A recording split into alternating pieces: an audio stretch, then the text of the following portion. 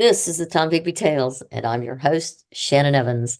I write about a small town in Mississippi called Columbus along the Tombigbee River. Today's episode is called Mayor A.J. McDowell, an Almost Murderer. On July 15th, 1895, Columbus, Mississippi Mayor A.J. McDowell confronted Ben Story on the streets of Columbus. Story was in a buggy with his brother-in-law, Dag Gordon. McDowell raised a double-barrel shotgun and blasted both barrels of buckshot into Story. Gordon, in the buggy with him, suffered minor injuries.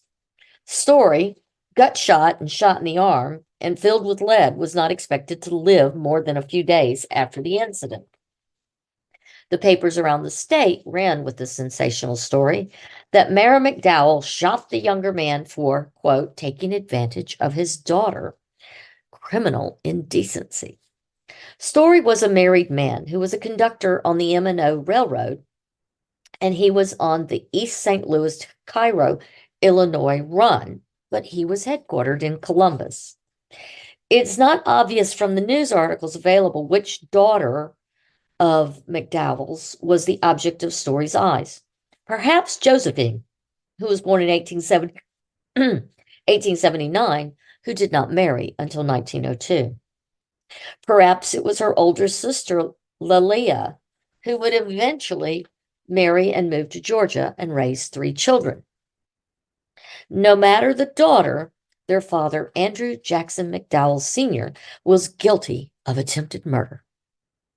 A.J. McDowell Sr. was born in Lowndes County, Mississippi in 1844.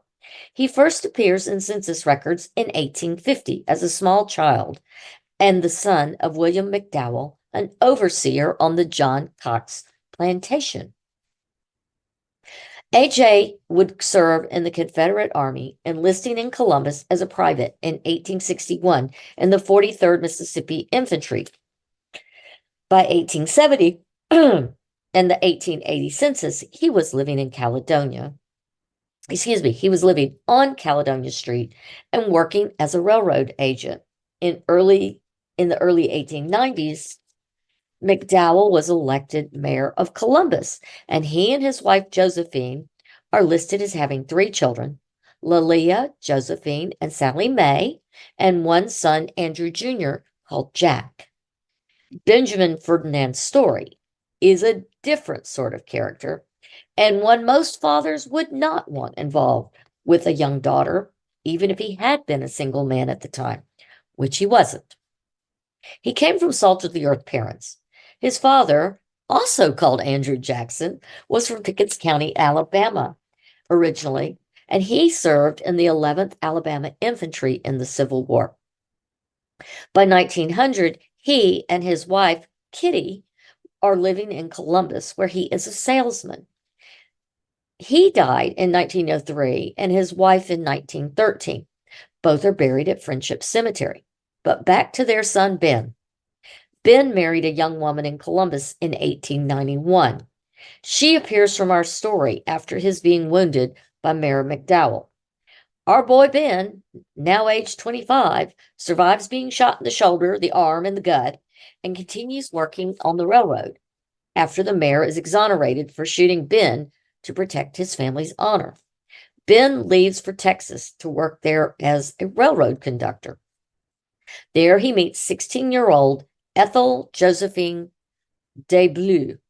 They marry in 1899 in Anderson, Texas, and she is 17 and he is 30.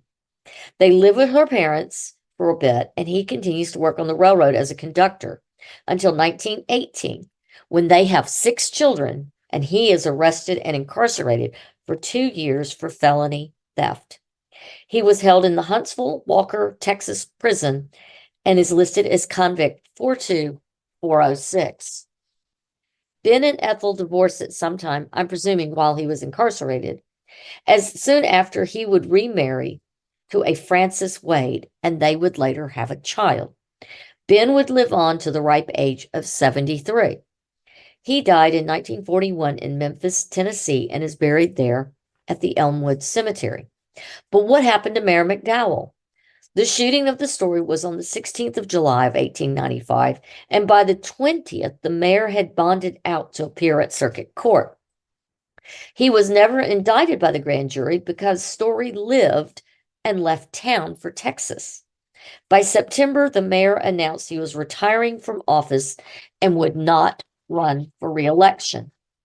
In December of 1895, he was once again found in the public record holding his mayor's court for the city.